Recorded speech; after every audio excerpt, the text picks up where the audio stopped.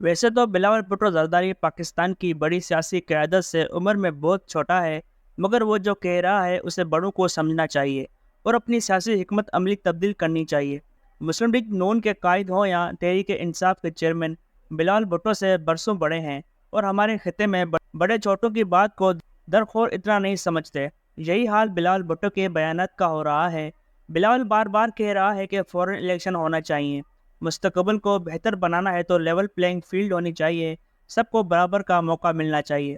وہ بار بار متنبہ کر رہا ہے کہ اس وقت ہم ایک نئے قسم کی آمریت کا شکار ہو رہے ہیں، ہمیں ملک بچانا ہے تو اس سے بچنا ہوگا اور ملک کو آئین کے مطابق چلانا ہوگا۔ اصول اور حق کی بات کریں تو بلاول کی باتیں ٹھیک ہیں، ہاں اگر پارٹی مفادات اور ذاتی انا کے ترازو کو استعمال کیے جائیں تو پھر ان اقوال پر بہت سے اعتراضات اور تحفظات اٹھائے جا سکتے ہیں۔ کہنے والے کہتے ہیں کہ بلاول اور پیپلز پارٹی تکلیف میں ہیں کہ ان کی اتحادی نون نے انہیں نظر انداز کر کے مقتدر کے ساتھ ڈیل کر لی ہے۔ اس ڈیل کے ذریعے وہ مستقبل میں اقتدار میں آتے دکھائی دے رہے ہیں۔ دوسری طرف پیپلز پارٹی کو تنہا چھوڑ دیا گیا ہے۔ سندھ میں نگران وزیر اعلیٰ کے علاوہ ساری نگران حکومت پیپلز پارٹی کے مخالفوں کو شے دینے میں مصروف ہے۔ پیپلز پارٹی کو لگتا ہے کہ مقتدر انہیں صوبہ سندھ میں بھی اقتدار میں آنے نہیں دیں گے۔ بلوچستان میں پیپلز پارٹی نے بہت سے اہم لوگوں کو رام کر لیا تھا، مگر طاقتوروں نے انہیں اسی پارٹی میں جانے سے روک دیا ہے۔ پیپلز پارٹی کو امید تھی کہ تحریک انصاف کے جنوبی پنجاب سے جو لوگ ٹوٹیں گے وہ ان کی پارٹی میں آئیں گے اور وہ آئندہ الیکشن میں پنجاب میں 20-25 نشستیں لے لیں گے، مگر استحکام پاکستان پارٹی بنا کر پیپلز پارٹی کی یہ امید بھی توڑ دی گئی۔ غلط یا صحیح، پیپلز پارٹی کو یہ اطلاع بھی دے دی گئی ہے کہ لیاقت جتوئی سمیت انتخابی گھوڑوں کا ایک گروہ نون لیگ میں شامل ہو کر سندھ میں پیپلز پارٹی سے برسر پیکار ہوگا۔ یہ بھی کہا جا رہا ہے کہ مولانا فضل الرحمان کی جماعت تو پہلے ہی پیپلز پارٹی مخالف جی ڈی اے کے اتحادی بن گئی ہے، آنے والے دنوں میں نون بھی سندھ میں پیپلز پارٹی کے خلاف میدان میں اترے گی۔ اگر ان باتوں میں تھوڑی سی بھی سچائی ہے تو پیپلز پارٹی کی ناراضی اور شکوے بیجا نہیں ہے۔ پیپلز پارٹی 2007 تک پنجاب کی ایک بڑی سیاسی قوت ہوا کرتی تھی، مگر اپنا اینٹی اسٹیبلشمنٹ موقف تبدیل کرنے، نون لیگ سے صلح کرنے اور آخر میں گیلانی حکومت کی ڈیلیوری میں ناکامی نے اس کے ہوا اکھاڑ دی۔ پیپلز پارٹی کی بہت سے حامی جو اینٹی نون لیگ سیاست کرتے تھے وہ تحریک انصاف میں چلے گئے اور اپنی اینٹی نون لیگ سیاست جاری رکھی۔ ابھی چند روز پہلے میری تحریک انصاف کی اسیر رہنما صنم جاوید کے والد اور صنم کے بچوں سے ایک شادی میں ملاقات ہوئی۔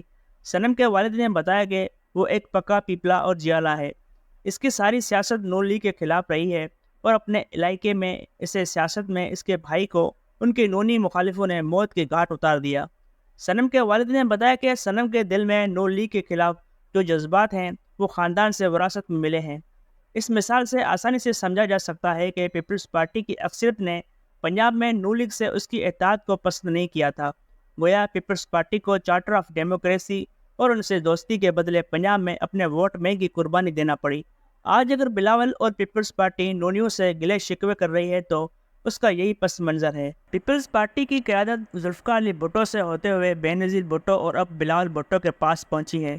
پیپلز پارٹی کا ووٹ بینک ذوالفقار علی بھٹو نے بنایا۔ انہوں نے روٹی، کپڑا اور مکان کے بیانیے سے پہلے پارٹی کو کھڑا کیا اور بعد میں حکومت میں آ کر اپنے ووٹ بینک کو مضبوط تر بنایا اور آخر میں پھانسی کے تختے پر جھول کر وہ غریب اور غیر مراد یافتہ طبقے کا ایسا ووٹ بینک چھوڑ گئے جو جنرل ضیاء الحق کے استعفاء کے باوجود کئی دہائیوں تک پارٹی سے جڑا رہا۔ محترمہ بے نظیر بھٹو نے پیپلز پارٹی کی باغ ڈور سنبھالی تو سوشلزم کا دور ختم ہو رہا تھا، مارکیٹ اکانومی اور لبرلزم نئی دنیا کے چلن بن چکے تھے۔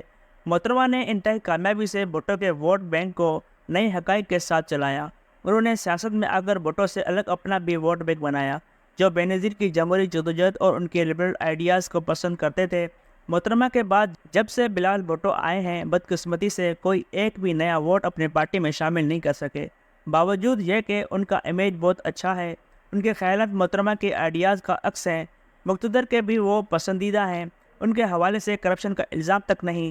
بطور وزیر خارجہ انہوں نے پاکستان کی ہر فورم پر کامیاب وکالت کی ہے، دن رات ان تک محنت کر کے اپنے رول کو بخوبی نبھایا ہے۔